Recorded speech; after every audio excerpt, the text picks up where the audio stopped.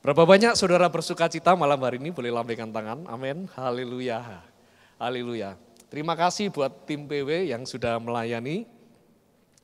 Ya, saya harap saudara tidak lupa saya ya, karena 2 bulan ya saudara, saya nggak hadir di ibadah yang sore saudara ya. Karena kalau saudara sudah lama nggak lihat saya, karena setiap sore saya sudah keliling saudara ya. Ke beberapa gereja cabang dan mengunjungi mereka saudara. Tapi saya bersyukur hari ini saya bertemu kembali, berfellowship bersama saudara. Dan yang lebih sukacita adalah kita menyembah Tuhan bersama-sama. Yang setuju katakan amin saudara. Ya, malam hari ini saya akan membagikan share firman Tuhan adalah berjalan di dalam Roh Kudus. Saudara, kita dalam kekristenan kita mengenal yang namanya Allah Tritunggal, Trinitas. Ada Allah Bapa, Allah Putra dan Allah Roh Kudus. Kita sering berdoa kepada Bapa. Kita berdoa di dalam nama Yesus. Tapi coba kita ingat kembali, kapan terakhir kali kita berdoa di dalam Roh Kudus? Ya. Karena Roh Kudus ini sepertinya menjadi Tuhan yang dilupakan, bahkan oleh gereja karismatik sekalipun saudara. Ya. Berapa banyak kita ini mengkhotbahkan, saudara mendengar berita tentang Roh Kudus, tentang Allah Roh Kudus, yang kadang-kadang cuman kita dengar ini setahun sekali saudara ya. Kapan? Pada waktu acara perayaan Pentakosta. Sesudah itu jarang sekali kita dengar saudara berita tentang Roh Kudus. Ya. Lebih-lebih banyak gereja Tuhan yang bahkan tidak mengakui saudara ya. Beberapa aliran gereja tidak mengakui karya Roh Kudus. Mereka bilang ya Roh Kudus pernah turun ke bumi. Roh Kudus pernah memanifestasikan kuasanya, tapi hanya kepada murid-murid.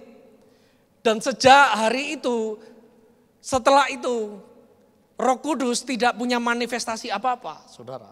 Ya, karena itu kita tahu beberapa gereja tidak mengakui karunia-karunia kesembuhan, karunia mujizat, bahkan karunia bahasa roh, saudara. Ya, tapi saya nggak mau bahas tentang perbedaan. Tapi yang saya mau sampaikan malam hari ini, apakah kita hari ini, kita ini mengalami berjalan bersama Roh Kudus. Kenapa? Sebab Roh Kudus adalah bagian yang penting, punya peran yang penting buat gereja Tuhan. Sebab kita nggak sadar bahwa Roh Kuduslah adalah Tuhan yang ada, yang tinggal di atas muka bumi. Bapa ada di surga, Yesus juga naik, bahkan dikatakan duduk di sebelah kanan Bapa. Tapi menjadi pertanyaan, adakah Tuhan hari ini di muka bumi? Jawabannya ada, yaitu Roh Kudus. Karena itu penting sekali buat kita semua malam hari ini, kita ini mengenal Allah Roh Kudus.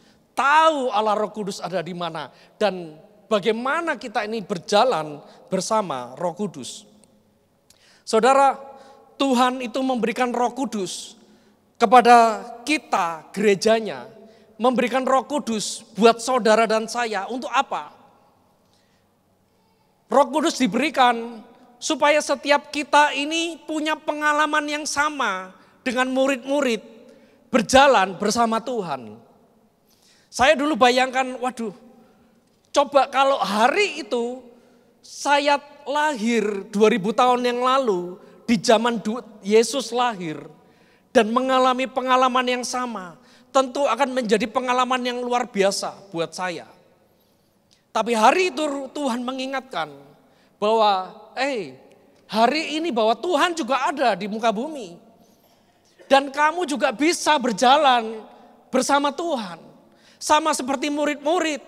Bagaimana mereka dari tidur, bangun, siang, malam, mereka makan, mereka minum. Mereka melihat mujizat yang luar biasa di depan mata mereka. Mereka mengalami yang namanya hidup dirubahkan, akhirnya sampai 3,5 tahun hidup mereka berubah. Tuhan katakan demikian, bahwa hal yang sama yang hari ini kita bisa alami melalui Allah Roh Kudus, saudara. Murid-murid hari itu mereka orang-orang biasa. Mereka orang-orang yang istilahnya nggak terpelajar. Mereka orang-orang yang jelek, gak terpelajar. Mereka orang-orang pengecut, mereka orang-orang yang gak sempurna. Tapi hari itu mereka mendapat sebuah kehormatan untuk berjalan bersama Tuhan. Bukan karena mereka orang hebat, tapi karena Tuhan memang memilih mereka. Dan saya mau sampaikan juga bahwa hal yang sama yang kita akan alami hari ini. Bahwa Roh Kudus diberikan kepada setiap saudara dan saya. Gak usah tunggu saudara pinter berbahasa roh. Tidak usah tunggu saudara pinter menghafal 10 ayat Alkitab favorit baru Roh Kudus diberikan. Tidak. Roh Kudus diberikan dan kita menerimanya kapan saudara? Waktu kita menerima keselamatan kita di dalam Yesus Kristus Tuhan. Amin. Waktu mulut kita dan hati kita mengaku Yesus itu Tuhan dan Juru Selamat. Detik itu pula Roh Kudus diturun dan tinggal di dalam setiap kehidupan saudara dan saya. Karena itu malam hari ini saya akan mau sampaikan beberapa hal, beberapa menit ke depan. Bagaimana sih hidup berjalan bersama Roh Kudus? Sebab gak banyak dari kita ini mengerti tentang Roh Kudus. Kita ngertinya Roh Kudus cuman berbahasa roh. Lebih itu enggak. Ya. Ayo kita buka dulu dalam Kisah Rasul 3 ayat yang kedua sampai yang ketujuh saudara. Kisah Rasul 2 kita baca dari ayat pertama saja saudara. Sampai ayat ke-8 ya. Kisah Rasul 3 ayat yang pertama. Perikopnya dikatakan Petrus menyembuhkan orang lumpuh. Ayat pertama, pada satu hari menjelang waktu sembayang, yaitu pukul 3 petang, naiklah Petrus dan Yohanes ke bait Allah. Ayat 2, di situ ada seorang laki-laki yang lumpuh sejak lahirnya, sehingga ia harus diusung. Tiap-tiap hari orang itu diletakkan dekat pintu gerbang bait Allah yang bernama Gerbang Indah, untuk meminta sedekah kepada orang yang masuk ke dalam bait Allah. Ketika orang itu melihat bahwa Petrus dan Yohanes hendak masuk ke bait Allah, ia meminta sedekah. 4, mereka menatap dia dan Petrus berkata, lihatlah kepada kami. Lalu orang itu menatap mereka dengan harapan akan mendapat sesuatu dari mereka. 6, tetapi Petrus berkata, emas dan perak tidak ada padaku, tetapi apa yang kupunyai kuberikan kepadamu. Demi nama Yesus Kristus orang Nazaret itu berjalanlah. Perhatikan ayat 7 dan 8. Lalu ia memegang tangan kanan orang itu dan membantu dia berdiri. Seketika itu juga kuatlah kaki dan mata kaki orang itu. Ayat 8. Ia melonjak berdiri lalu berjalan kian kemari dan mengikuti mereka ke dalam bait Allah. Berjalan dan melompat-lompat serta memuji Allah. Ini kisah yang sering kita baca, saudara baca ya. Bagaimana ada seorang yang lumpuh sejak lahir dan karena dia lumpuh dia harus digotong, diusung setiap hari dan ditaruh di depan bait Allah, gerbang bait Allah dan kerjaannya apa saudara? Ngemis. Dia jadi pengemis. Dia nggak peduli di dalam ada ibadah, di dalam ada pujian penyembahan, di dalam ada pesta perayaan ibadah mereka, dia nggak peduli. Dia tetap duduk di depan, dia tetap ngemis, saudara. Sampai di satu titik, ini orang ngalami mujizat dan dia sembuh dan dia bangkit berdiri. Apa yang mau sampaikan saya hari ini adalah berapa banyak kita gereja Tuhan, kita sebagai anak Tuhan, kita ini seperti orang lumpuh. Ada yang namanya kelumpuhan rohani, saudara. Sekalipun kita sudah ke gereja, sekalipun kita jadi orang Kristen, mungkin kita sudah lama jadi orang Kristen, mungkin bahkan kita ini sudah melayani Tuhan. Mungkin saudara sebagai gembala FA, saudara sebagai pemimpin departemen dalam pelayanan, saudara mungkin punya pelayanan ministry di rumahmu. Mungkin hari ini engkau menjadi pendeta atau hamba Tuhan atau apapun. Atau mungkin saudara, saya sudah 30 tahun Pak, sejak gereja ini ada, saya sudah ada. Tapi Roh Kudus mengingatkan bahwa sebenarnya banyak terjadi yang namanya kelumpuhan rohani. Bahkan di dalam rumah Tuhan, saudara. Nah, hari ini saya mau sampaikan apa itu kelumpuhan rohani. Orang lumpuh itu begini ya saudara. Dia punya kaki, tapi dia nggak bisa jalan. Ya, normalnya orang lahir itu dengan kaki, 2 kaki. Betul saudara ya. Tapi yang masalah adalah karena mungkin sakit penyakit, karena satu hal dikatakan dia lumpuh sejak kecil. Sehingga dia tahu dia punya kaki, tapi dia nggak bisa pakai kakinya. Dan tahukah saudara, kelumpuhan rohani adalah hal yang sama dengan kelumpuhan jasmani. Apa yang dimaksud dengan kaki? Kaki bicara tentang Roh Kudus. Kaki bicara sebagai penolong. Sebagai sesuatu yang menopang, yang menolong kehidupan kita. Yang membuat kehidupan kita bisa berubah. Yang membuat kehidupan kita bisa bergerak. Itu kaki. Dan itu bicara kepada tentang Roh Kudus sebenarnya. Berapa banyak saudara yang lahir, saudara lahir normal ya, ini yang normal ya. Saudara lahir tanpa kaki. Dan tunggu 2 minggu, baru kaki saudara keluar. Gak ada ya? Saya percaya semua kita lahir kalau normalnya ya, langsung dengan kaki. Karena punya kaki bicara tentang kelahiran. Tapi yang jadi masalah, bicara tentang berjalan itu membutuhkan waktu. Itu bicara tentang berlatih. Ya. Seorang anak bayi begitu lahir, dia punya kaki. Tapi enggak langsung dia langsung berjalan. Kakinya belum bisa dipakai. Tunggu waktu. Tunggu dia melihat dulu. Dia lihat kakaknya. Dilihat papa mamanya. Oh papa mamaku ternyata punya kaki 2. Sama seperti aku dan kaki dipakai jalan. Lalu anak ini mulai besar. Dia mulai berjalan dengan melatih kakinya. Ya, umur biasanya 11 bulan, 12 bulan. Jatuh bangun lagi. Semakin lama kakinya semakin kuat. Kakinya bisa menopang tubuhnya. Dan kakinya bisa membawa dia kemanapun dia pergi. Gak cukup itu, dia bisa ke sekolah bawa ransel kuat dengan kakinya. Sejak hari itu dia hidupnya gak lagi digendong. Dia gak perlu diangkat. Dia bisa pergi kemanapun dia mau karena dia punya kaki dan dia memakai kakinya. Kalau kaki bicara tentang Roh Kudus, maka sebenarnya begini, kelahiran pertama kita, Tuhan berikan kita kaki. Dan kelahiran kita yang kedua, lahir baru kita, Tuhan berikan yang namanya Roh Kudus di dalam setiap kehidupan saudara dan saya. Yang setuju katakan amin. Sama seperti murid-murid, mereka gak nunggu jadi hamba Tuhan untuk bisa berjalan bersama Tuhan. Mereka gak nunggu jadi rasul hari itu, mereka gak nunggu bisa berbahasa roh karena Roh Kudus memang belum dicurahkan. Tapi mereka mengalami berjalan bersama Tuhan. Begitu juga kita gereja Tuhan hari ini. Bahwa kebenaran pertama yang saya mau sampaikan. Bahwa setiap kita punya yang namanya Roh Kudus. Sama seperti kita punya yang namanya kaki. Tapi yang jadi masalah, kita punya kaki. Tapi kita nggak bisa berjalan dengan kaki kita.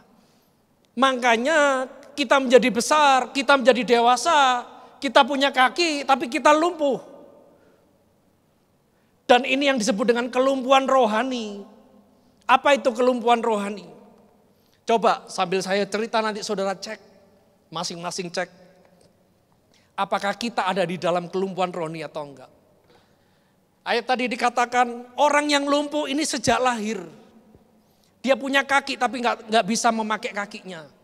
Maka apa yang terjadi dikatakan setiap hari ini orang dibawa ke gerbang bait Allah.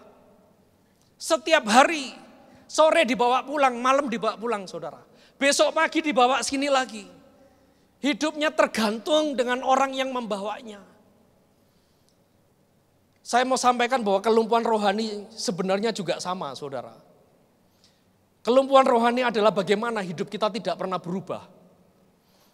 Saya mau sampaikan begini ya, kekristenan itu bukan agama. Amin. Tapi kekristenan adalah bagaimana kita ini bertumbuh mengenal Tuhan. Amin, saudara. Kalau kita merasa bahwa kekristenan saya ini luar biasa Pak. Apa ukurannya?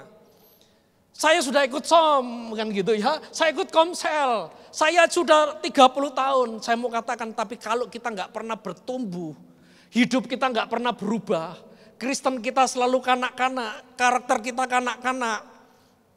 Saya mau katakan bahwa kita ini sama dengan orang lumpuh.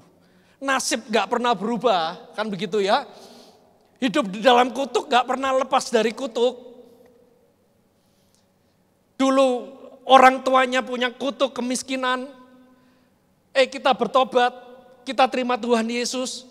Loh kita kok juga sama ngalami kutuk kemiskinan. Kita juga ngalami kutuk sakit penyakit. Bahkan sampai kepada anak cucu kita, saudara. Itu yang disebut dengan kelumpuhan rohani. Hidupnya nggak bisa move on. Hidupnya merangkak. Itu orang lumpuh rohani. Orang lumpuh rohani yang kedua, saudara. Cirinya orang lumpuh rohani kedua. Orang lumpuh itu gampang jatuh. Betul saudara ya. Makanya orang lumpuh itu kalau jalan dia butuh alat. Supaya dia nggak jatuh. Berapa banyak kita jadi anak Tuhan. Kita juga gampang jatuh. Gampang sekali jatuh dalam dosa. Gampang sekali jatuh dalam pencobaan. Gampang sekali mundur. Bahkan jatuh di tempat yang sama. Jatuh di dalam dosa yang sama. Pergumulan akan dosanya nggak pernah selesai. Kepahitan, ya kepahitan terus, nggak bisa mengampuni. Kan gitu ya. Jatuh dalam hal keuangan gitu ya. Ya sadar, kadang-kadang ditegur sadar. Iya saya salah. Tapi besok diulangi lagi saudara. Jatuh lagi. Dinasehati, sadar. Lu besok bisa jatuh lagi saudara di tempat yang sama. Ini kan yang namanya lumpuh rohani. Lumpuh rohani selanjutnya apa saudara? Saudara bisa bayangkan sekuat apa orang lumpuh bisa menanggung beban. Ya mungkin beberapa orang lumpuh sekarang mulai dilatih saudara ya. Tapi saya mau katakan bahwa orang lumpuh rohani gak kuat menanggung beban. Orang lumpuh rohani ini cirinya adalah secara rohani ya, mudah menyerah dengan kehidupan. Makanya orang lumpuh rohani itu begini loh. Jangankan disuruh datang ke gereja gitu ya, kan berat. Harus ditarik-tarik kan gitu ya. Harus dibesuki dulu. Harus dibujuk-bujuk dulu. Kan sama seperti orang lumpuh. Dia sangat tergantung dengan orang yang ngambil, yang bawa dia kemana. Jangankan dia mau ke gereja, jangankan dia nyembah Tuhan. Hanya untuk baca Alkitab, kalau lumpuh rohani berat. Ayo coba cek dalam diri kita. Kalau kita diajak berdoa, diajak nyembah Tuhan, diajak baca Alkitab, masih berat gak? Menjadi beban gak? Kalau orang sehat, cari Tuhan, baca firman itu sebuah kesukaan saudara. Karena itu seperti sebuah makanan. Firman Tuhan katakan itu seperti madu yang manis. Kalau orang sehat, diajak ketemu bapaknya saudara. Diajak reuni keluarga. Enggak pernah bersungut-sungut, enggak pernah banyak alasan saudara. Makanya banyak dari kita punya keterbatasan bukan karena kita nggak punya Roh Kudus. Tapi karena Roh Kudus tidak bekerja di dalam setiap kehidupan kita. Roh Kudus ada. Semua orang Kristen memiliki Roh Kudus. Tapi tidak semua orang Kristen berjalan di dalam Roh Kudus. Kita lebih memilih membuat Roh Kudus itu tertidur. Kita membiarkan Roh Kudus itu tidak bermanifestasi apapun dalam setiap kehidupan kita. Makanya kehidupan kita jadi berat. Makanya hidup kita jatuh bangun gak selesai-selesai. Urusan rumah tangga gak pernah selesai. Urusan kesehatan gak pernah selesai. Satu belum selesai ada yang lain. Gampang menyerah, bersungut-sungut. Dan ini yang kelumpuhan rohani. Gak tertarik kepada hal-hal yang rohani, saudara. Karena digambarkan orang yang lumpuh, dia ada di dalam gereja, ada di lingkungan bait Allah. Tapi pikirannya, hatinya gak pernah ada di dalam bait Allah. Hatinya ada kepada apa? Hal-hal yang duniawi, saudara. Minta duit, minta harta, selalu kurang dengan apa yang ada. Sebab kalau saudara lihat di ayat ke-8, bagaimana waktu orang lumpuh ini ketemu Petrus dan Yohanes. Yohanes dan Petrus tahu, ini orang gak butuh duit. Dia butuh sesuatu untuk menggerakkan kakinya. Dia butuh sesuatu supaya Roh Kudus bekerja dalam hidupnya. Dan saya mau katakan hari ini, kalau kita mengalami kelumpuhan, bukan karena kita kurang berkat, bukan karena kita kurang mujizat, tapi karena Roh Kudus tidak bekerja dalam setiap kehidupan kita. Roh Kudus diberikan pada setiap saudara dan saya. Saudara mau duduk di sini, mau duduk di luar, mau duduk di pojok dimanapun, saya mau katakan Roh Kudus diberikan buat saudara dan saya. Saudara punya yang namanya Roh Kudus, yang setuju katakan amin saudara. Yang menjadi masalah Roh Kudus tidak bergerak di dalam setiap kehidupan kita. Karena itu di ayat 7 waktu dikatakan, waktu mereka ini orang sembuh, orang lumpuh ini bangkit, dia bisa berjalan, dia bangkit berdiri, apa yang dilakukan? Waktu dia pulih, waktu Roh Kudus bekerja di dalam hidupnya, dia bisa lari masuk ke dalam bait Allah. Ayat 8 tadi dikatakan, dia lari masuk ke bait Allah, dia memuji, dia meninggikan nama Tuhan, dia melompat-lompat. Padahal gak ada yang nyuruh saudara. Padahal gak ada yang narik. Kenapa? Karena Roh Kudus bekerja. Coba cek hari ini. Bagaimana kita di dalam panggilan Tuhan. Apakah hari ini kita hanya untuk ke gerejanya berat? Beban. Memberi perpuluhan beban. Aduh apalagi pelayanan Pak.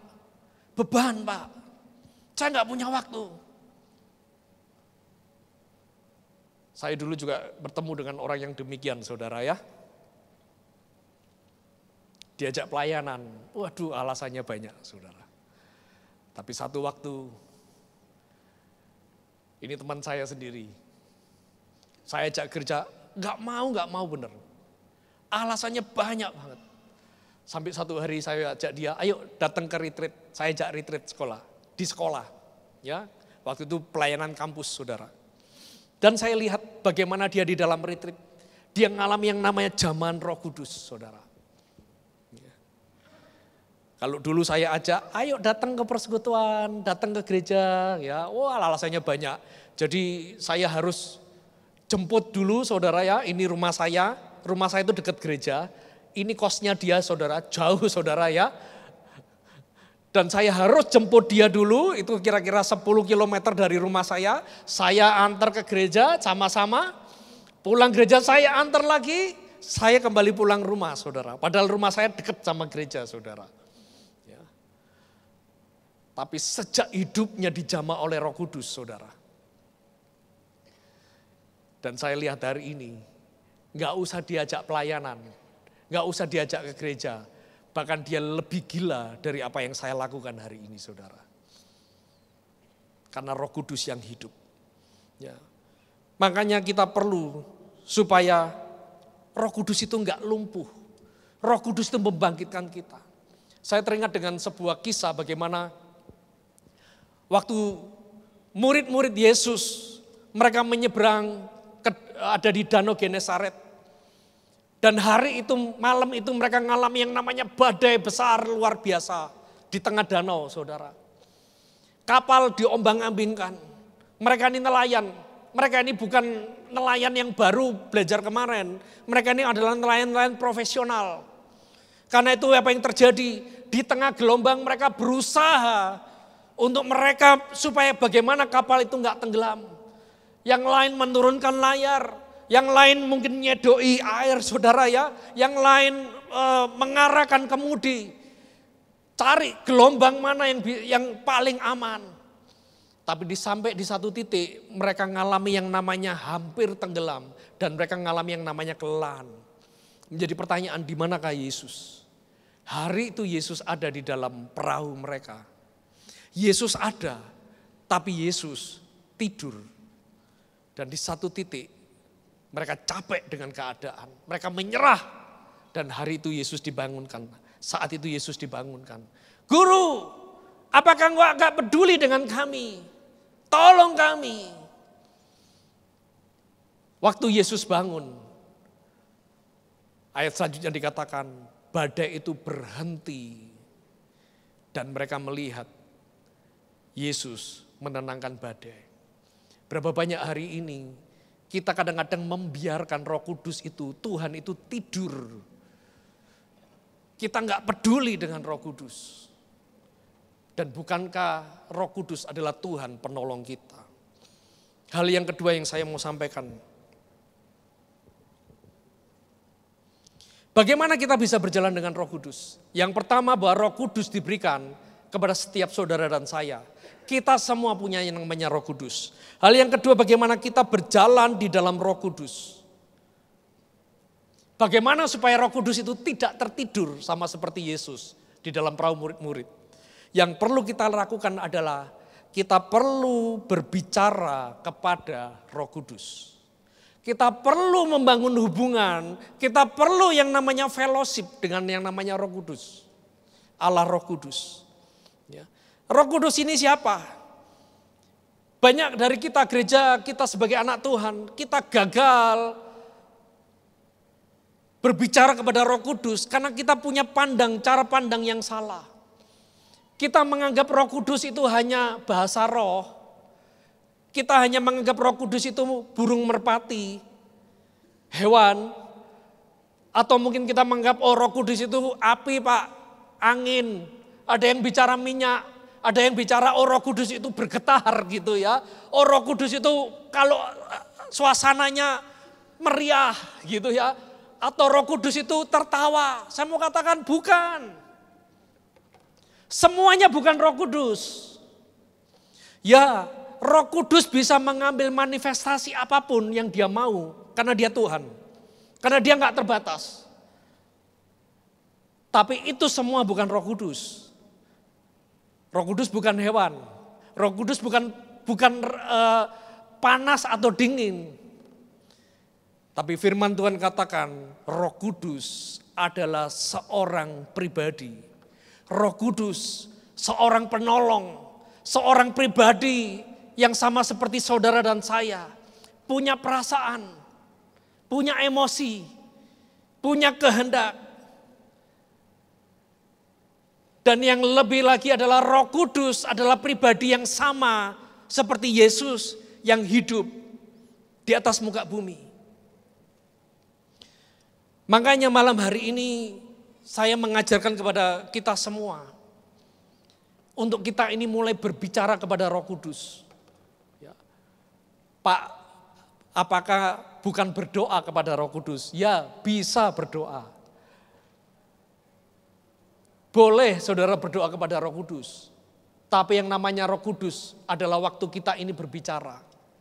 Kenapa saudara? Karena sama seperti waktu murid-murid ini hidup bersama Yesus. Saudara nanti baca ya seluruh kitab Injil. Waktu Yesus hidup di muka bumi jalan sama murid-muridnya. Murid-murid ini gak pernah loh berdoa. Oh ayo berdoa Tuhan Yesus aku berdoa. Sementara Yesus ada di depannya. Enggak saudara. Mereka ngobrol. Mereka ngomong. Berbicara. Seperti saudara berbicara kepada pasanganmu. Seperti engkau anak-anak kau berbicara kepada orang tuamu. Seperti engkau berbicara kepada temanmu, sahabatmu. Makanya hal yang sama Tuhan mau supaya kita ini membangun hubungan dengan Roh Kudus. Bukan sekedar kita ini berdoa. Bahkan Yesus ajarkan, kalau berdoa kepada Bapa di surga. Betul ya, doa Bapa kami di dalam nama Yesus. Tapi kepada Roh Kudus, Tuhan ajarkan untuk berbicara kepada Roh Kudus.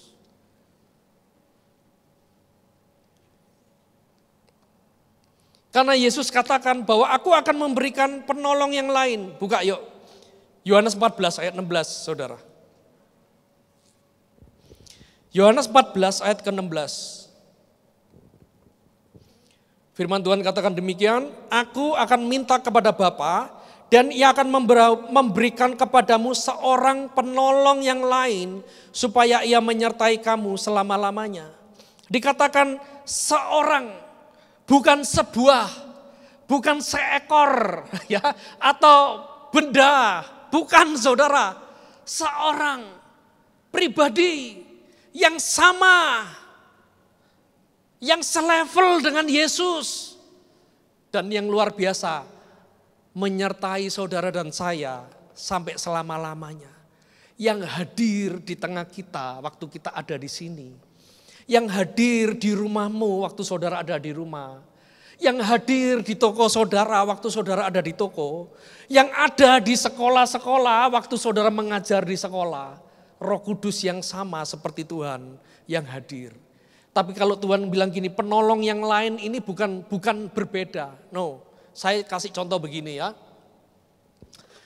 Kalau saudara makan di sebuah kafe gitu ya, lalu saudara beli sandwich, roti, dan saudara beli itu sandwich dan saudara menikmati, wah ini sandwich enak banget ini ternyata. Ternyata ini sandwich, satu-satunya sandwich yang paling enak di dunia ya, kira-kira begitu saudara ya. Saudara makan itu sandwich dan itu habis itu sandwich, tapi saudara masih kurang. Karena saking enaknya saudara kurangan. Maka apa yang saudara lakukan, kita datang lagi ke kasirnya dan kita minta, ada enggak sandwich yang sama yang seperti saya makan? Tentu sandwich yang lain, karena yang pertama sudah kita makan, betul saudara ya? Itu sebenarnya hal yang sama, dikatakan penolong yang lain. Yang sama manisnya dengan Yesus, yang sama kuasanya, yang sama hebatnya, yang sama pedulinya, yang sama mengasihi saudara, yang sama-sama mengasihi murid. Dan penolong itu diberikan kepada setiap saudara dan saya. Tapi arti kata yang sama, ini bukan berbeda. Artinya begini, bahwa murid-murid hari itu dia ngobrol bersama Tuhan. Dia berbicara kepada Yesus. Artinya yang sama. Kalau Roh Kudus diberikan kepada saudara dan saya, Allah Roh Kudus. Bukan tidak perlu berdoa, bukan saudara ya. Tapi ada sesuatu yang lebih yang bisa kita lakukan. Yaitu kita ngobrol, kita berbicara kepada Roh Kudus. Kalau 2000 tahun yang lalu murid-murid, dia perlu ikut Yesus kemana Yesus pergi, supaya dia bisa berbicara. Tapi kalau waktu mereka kehilangan rombongan, mereka nggak bisa bicara kepada Yesus. Tapi saya mau sampaikan malam hari ini, bahwa kita nggak pernah kehilangan Tuhan dalam setiap kehidupan kita. Karena dikatakan roh yang menyertai saudara dan saya hari ini sampai selama-lamanya. Yang setuju katakan amin. Artinya begini, kapan kita bisa ngomong sama Tuhan? Kapan aja. Amin. Gak usah tunggu saudara datang ke gereja, saudara baru bisa ngomong sama Roh Kudus. No. Bahkan saat saudara masuk di dalam keadaan yang paling gelap dalam hidupmu. Mungkin itu saudara sedang ada di rumah sakit. Mungkin kau sedang ada di kamarmu. Mungkin saudara sedang lagi patah hati. Kau sedang patah semangat. Engkau sedang lagi terpuruk hidupmu. Firman Tuhan katakan, kau bisa berbicara kepada Tuhan yang ada menyertai hidup saudara dan saya. Yang setuju katakan amin. Bukankah ini sebuah kehormatan? Bukankah ini sebuah kado? Bukankah ini sebuah pemberian Tuhan yang luar biasa buat gerejanya? Bahkan Yesus katakan demikian, lihat, aku harus pergi kepada rumah Bapa. Sebab kalau lebih baik aku pergi, Sebab kalau aku nggak pergi, penolong itu nggak akan turun. Sebab kalau aku pergi, maka penolong yang dijanjikan oleh Bapa diberikan kepadamu. Maksudnya apa? Saudara lihat. Saya minta pemain musik bisa maju ke depan. Penolong yang lain yang dia katakan lebih baik aku pergi, kata Tuhan. 3,5 tahun murid-murid berjalan bersama Yesus, saudara. Dan sebelum Yesus mati, menebus hidup mereka, seorang murid mengkhianati. Seorang murid lagi menyangkal Yesus 3 kali. Bahkan pada waktu Yesus naik ke atas kayu salib, ditangkap. Semua murid-murid kemana mereka, saudara? Alkitab mencatat tidak ada satupun mereka yang tinggal. Mereka semua pergi meninggalkan Tuhan. Tapi waktu Yesus naik ke surga, Roh Kudus diturunkan ke atas murid-murid. Apa yang terjadi waktu Roh Kudus turun atas murid-murid? Hari itu secara fisik, Yesus nggak ada di muka bumi. Hari itu Yesus sudah naik ke surga. Murid-murid udah nggak lihat itu guru mereka yang mereka pernah tinggalkan. Tapi sejak Roh Kudus itu turun dan penuh menyertai para murid-murid, yang terjadi adalah satupun dari mereka tidak ada yang pernah pergi meninggalkan Tuhan. Tidak ada satupun dari para murid yang menyangkal Tuhan mereka. Tidak ada satupun para murid yang menjual iman mereka. Kenapa? Karena mereka berjalan bersama Roh Kudus. Sekalipun mereka ditangkap, mereka dianiaya hari itu. Mereka digebuki, saudara. Mereka lihat dengan kepala mata mereka sendiri, teman mereka digantung terbalik. Tapi satu pun tidak ada yang kecewa sama Tuhan. Karena Roh Kudus berjalan bersama mereka. Tidak ada satu pun mereka mundur karena ancaman, karena aniaya. Bahkan mereka semakin berkobar memberitakan Injil. Bahkan mereka semakin berani mati. Mereka tidak ada satupun yang mempedulikan hidup mereka. Kenapa? Karena Roh Kudus yang bekerja atas hidup mereka. Sejarah mencatat Kaisar Nero waktu memerintah, dia begitu benci dengan kekristenan.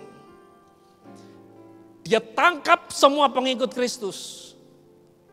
Apa yang dia lakukan? Dibunuh? Enggak. Dianiaya, saudara. Beberapa mereka ditaruh di lapangan, singa dilepas. Mereka dimakan, dicabik-cabik singa, hidup-hidup. Dan itu menjadi sebuah tontonan buat seluruh kota hari itu.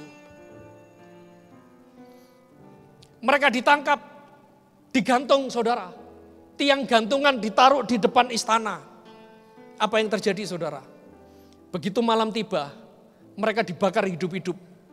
Sepanjang malam mereka hanya untuk sebagai obor penerangan menuju istana. Apakah cukup? Enggak. Beberapa mereka ditangkap, mereka digeret, rasul-rasul itu mati sebagai martir.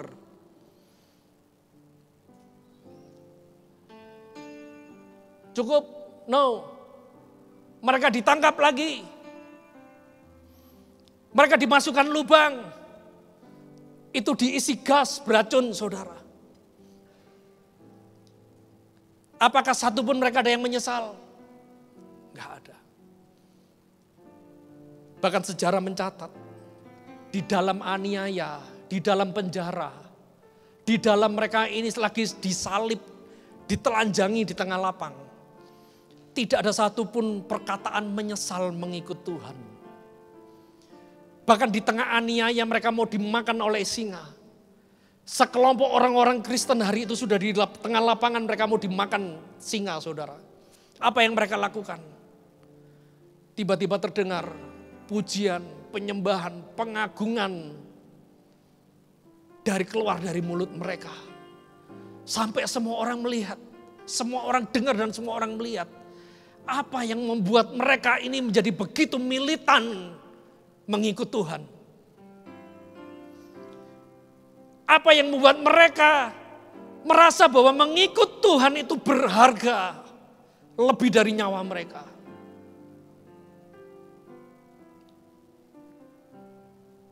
Yang membuat mereka berharga adalah hari itu mereka berjalan bersama Roh Kudus. Saya berdoa malam hari ini, kita gereja Tuhan, kita enggak menjadi lumpuh rohani. Amin, saudara. Orang yang lumpuh ini, waktu dia sembuh, begitu dia bisa bangkit, dia langsung lari ke bait Allah. Dia nyanyi, dia nyembah Tuhan, dia memuji Tuhan. Gak ada yang suruh, gak ada yang paksa dia. Padahal dia masih miskin loh saudara. Dia lumpuh sejak lahir, kemungkinan dia belum menikah. Dia belum dapat istri, dia belum dapat anak. Mungkin hari itu dia belum dapat rumah karena masih pengemis. Tapi lihat, dia begitu bersukacita. Karena Roh Kudus yang bergerak, yang berjalan di dalam hidupnya. Saya cuma berdoa malam hari ini. Kita jemaat Betani di tempat ini. Kita jemaat gereja Tuhan. Kita semua didapati berjalan bersama Roh Kudus. Amin saudara. Saya pernah bertanya begini. Tuhan, kenapa Tuhan gak gambarkan Roh Kudus itu nyata, jelas? Kalau Allah Bapa itu kan digambarkan sebagai Bapa yang baik. Sehingga bagaimana kita mengenal Allah Bapa adalah dari gambaran Bapa di dunia kita. Saya bersyukur, saya punya papa yang baik saudara. Ya sekalipun papa saya juga belum bertobat dulunya, hidupnya juga gak baik. Tapi sayang sama anaknya. Saya masih ingat waktu saya sakit tengah malam papa saya gak tidur. Waktu itu belum punya mobil, selalu ngajak saya jalan-jalan naik motornya. Motornya motor tua saudara ya, bukan motor yang mahal. Naik motor, beli es krim. Pulang saudara, oh bagi saya sukacita. Saya tahu papa saya bukan orang kaya hari itu. Sederhana, rumah toko masih kontrak. Sehingga gambaran Allah Bapa yang mengasihi itu saya bisa bayangkan. Allah anak, Tuhan gambarkan melalui kehidupan Yesus yang ada di muka bumi. Mengambil rupa seorang manusia,